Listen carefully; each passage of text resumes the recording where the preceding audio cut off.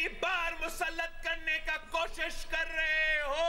हम किस खुशी में इस नाकाम शख्स को, 3 बार नाकाम शख्स को हम क्यों चौथी दफा मान ले?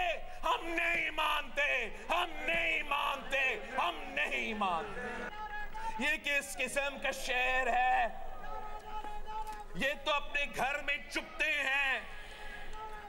ये किस किस्म का शिकार है कि शेर जो है वो घर में छुपा रहे जब तक उनका मुखालिफ का कोई और बंदोबस्त ना करे। बल्ला नहीं रहा, अब सिर्फ 2 जमातें मैदान में हैं। मुकाबला तीर और शेर के दरमियान होगा। तीर से शेर का शिकार करेंगे। बिलावल भुट्टो जरदारी का डेरा मुराद जमाली में इंतखाबी जलसे से खिताब। कहा, क्या अवाम उसे वोट देंगे जिसने 3 बार वजीर आजम रहकर कोई काम नहीं किया? वो शख्स उस वक्त तक घर में छुपा रहा जब तक मुखालिफ का बंदोबस्त नहीं हो गया। ये डरते हैं कि निकले तो अवाम इनके साथ क्या करेंगे। कहा, वो बुज़दिल को उसके घर में घुसकर मारेंगे।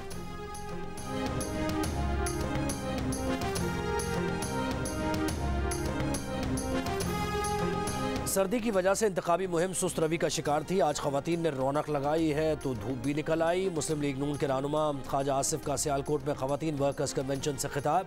कहा, अल्लाह ने नौसरबाज से हमारी जान छुड़ा दी। 8 फरवरी को नवाज शरीफ फिर से इख्तदार में आएगा और तरक्की का सफ़र वहीं से शुरू होगा जहाँ से रोका गया था।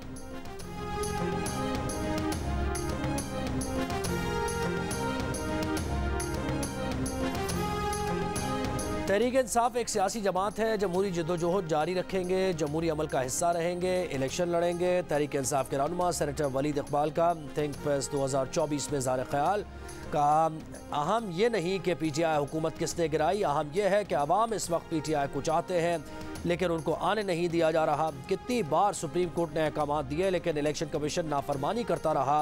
हॉल में नारेबाजी के बाद सेनेटर वलीद इकबाल फोरम छोड़कर चले गए।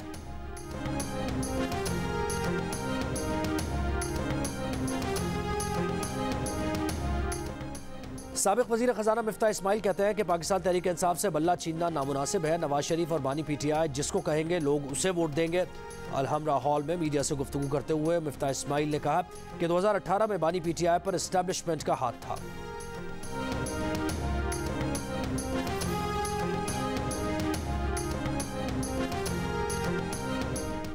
तहरीक इंसाफ के जाली इंट्रा पार्टी इलेक्शन से मुताल्लिक सुप्रीम कोर्ट का यही फैसला आना था। चेयरमैन PTI पार्लियामेंटेरियंस परवेज खटक का नौशेरा में जलसे से खिताब। कहा, तहरीक इंसाफ में 2010 और 2011 के बाद कोई इलेक्शन सही नहीं हुआ। इलेक्शन के बजाय सिलेक्शन हुई। एक पार्टी अपने अंदर जमहूरियत पैदा नहीं कर सकती तो उनसे जमहूरियत की क्या तवक्को होगी।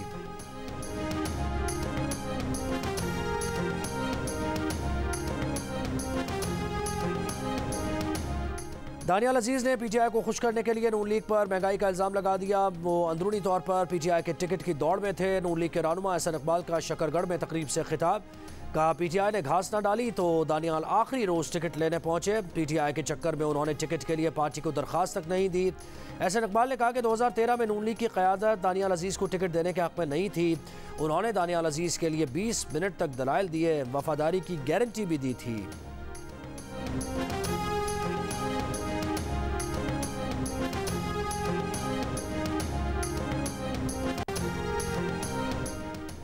इस्तेहकाम पाकिस्तान पार्टी के सरबराह जहांगीर तरीन से मुल्तान में साबिक़ अरकान कौमी असम्बली और टिकट होल्डर्स की मुलाकात। जहांगीर तरीन ने कहा, जनूबी पंजाब के अवाम की महरूमियों का अजाला करेंगे। एक दिन जनूबी पंजाब सूबा ज़रूर बनेगा और ये सूबा IPP बनाएगी। मुल्तान में तरक्की और खुशहाली के नए दौर का आगाज़ करेंगे।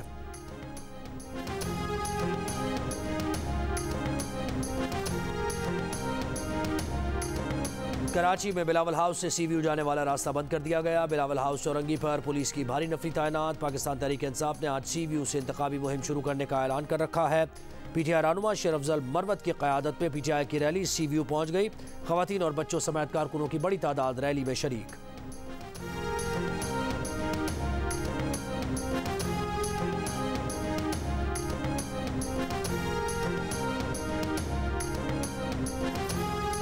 मुल्क भर में आम इंतखाबात मुलतवी करने की करारदाद सेनेट में जमा करा दी गई। आज़ाद सेनेटर हिलालुर रहमान की जानिब से जमा कराई गई दरखास्त में कहा गया कि शदीद सर्दी और बर्फबारी के असरात और उम्मीदवारों पर दहशतगर्द हमलों के पेश नज़र सूबे में इलेक्शन मुलतवी किए जाए। मौसम की मुश्किलात और सिक्योरिटी खदशात की वजह से उम्मीदवारों के लिए मुहिम चलाना मुमकिन नहीं। 8 फरवरी के इलेक्शन किसी मौजू तारीख तक मुलतवी किए जाएं।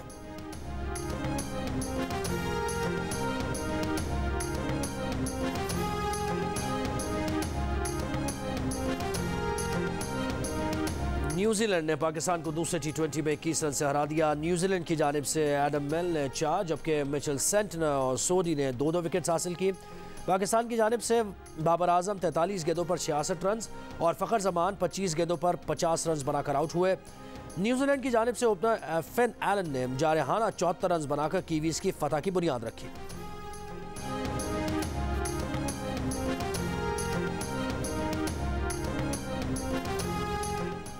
कोयटा समेत बलूचिस्तान में सुई गैस प्रेशर में कमी के सताए सार्फिन को मिलने वाले भारी भरकम बिल्स ने होश उड़ा दिए। सार्फिन को हज़ारों के बजाय लाखों रुपए के बिल मौसूल होने लगे। शहरी बिल देखकर एहतजाज पर मजबूर हो गए।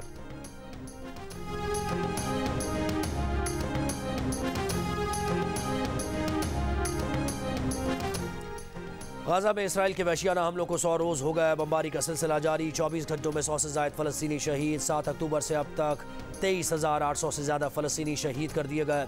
60,000 से ज़्यादा ज़ख्मी। अक़वाम मुत्तहिदा का कहना है कि गाजा जंग के 100 रोज़ मुनक़सिम इंसानियत पर धब्बा हैं। मगरबी किनारे में इसराइल की छापामार कार्रवाइयाँ। शहीद रहनुमा सालेह अल आरूरी की 2 बहनों को भी गिरफ्तार कर लिया।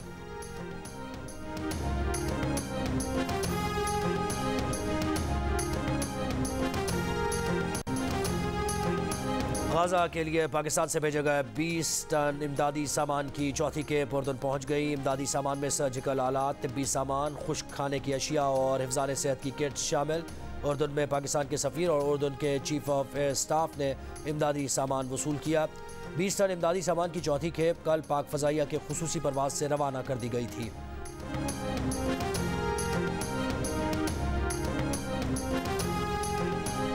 और गाजा में फ़लस्तीनियों की नस्ल कुशी के खिलाफ कराची में जमात इस्लामी का बिलियन मार्च। शारा फैसल पर नर्सरी के मकाम पर अमीर जमात इस्लामी सिराजुल हक और हाफिज़ नईमुर रहमान गाजा मिलियन मार्च के शुरका से खिताब करेंगे।